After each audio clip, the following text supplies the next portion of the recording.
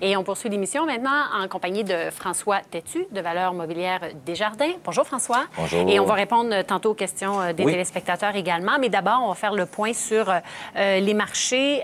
Votre évaluation de la situation, on va passer du temps à parler de l'or notamment. Bien, en fait, c'est ça, c'est parce que j'ai remarqué, puis lorsque je suis venu il y a 2 semaines, puis je remarque qu'il y a beaucoup de questions sur les ressources, au niveau de l'or, le pétrole.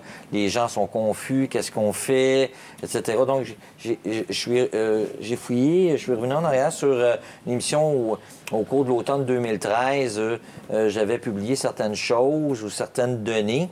C'est ce que j'aimerais peut-être couvrir aujourd'hui, notamment. Alors, brièvement, pour les détenteurs de portefeuilles équilibrés canadiens, les rendements, depuis le début de l'année, on pourrait parler autour de 1,5 compte tenu d'un rendement de moins 0,57 pour le TSX ce matin, puis 3 des obligations. En fait, c'est un marché qui, je ne pourrais pas qualifier de bipolaire, là, mais il y a certains marchés qui ont très bien fait, principalement à cause des devises, d'autres moins bien.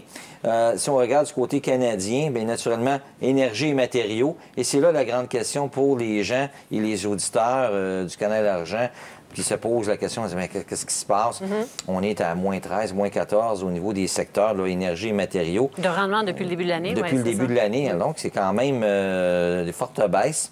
Puis, naturellement, un secteur qui est en hausse à cause d'un titre. Donc, la santé Valéa, 86 depuis le début de l'année. Oui, c'est ça. Ouais, alors, si on va au niveau du Naceta, j'avais sorti, ça c'était, je crois, en octobre ou novembre 2013.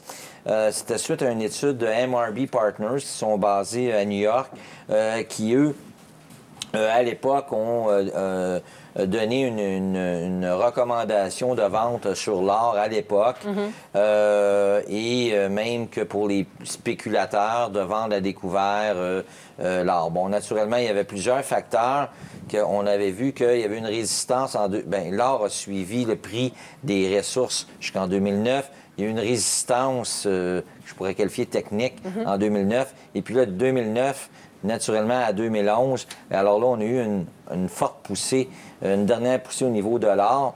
Mais c'était dû quand même à des facteurs bien précis qui ne prévalent plus aujourd'hui. Donc, par exemple, il y avait beaucoup on se retourne en arrière, les craintes qu'on avait, la crainte sur l'euro, l'Europe. Quand il y a des craintes comme ça, on se réfugie. On se réfugie.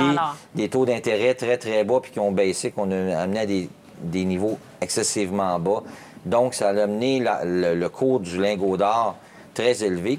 Et puis ça aussi, on exclut, si on regarde aussi l'attrait des fonds négociés en bourse ou le GLD, où il y avait beaucoup de demandes. Donc, naturellement, il faut avoir qu'on appelle un sous-jacent.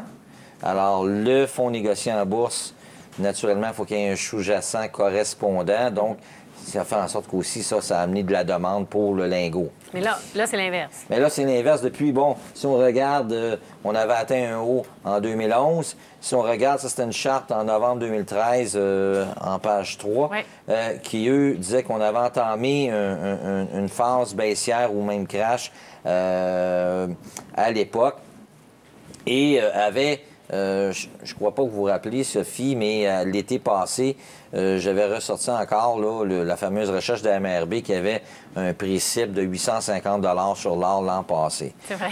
OK? Donc, et puis là, les gens me prenaient un petit peu pour un... ils doutaient un peu, mais là, on a fait quand même, on a progressé. Bien, pas progressé, dégraissé, je m'excuse. Encore une fois, 1 an plus tard. Et est-ce que les gens se posent question, are we there yet? Est-ce qu'on est rendu là? Yves Usereau, lundi, parlait de 900, 950, 900. Pardon? Yves Usereau, lundi, parlait de 950, 900. C'est ce qu'il voyait, c'est ce qu'il lisait. Bien, c'est ça. Alors, selon MRB, c'est qu'on retourne à des normales et, naturellement, eux, leur fourchette est 7,50, 9,50 actuellement. Donc, M. Usereau, il n'est pas très, très loin. Il a peut-être lu la même étude.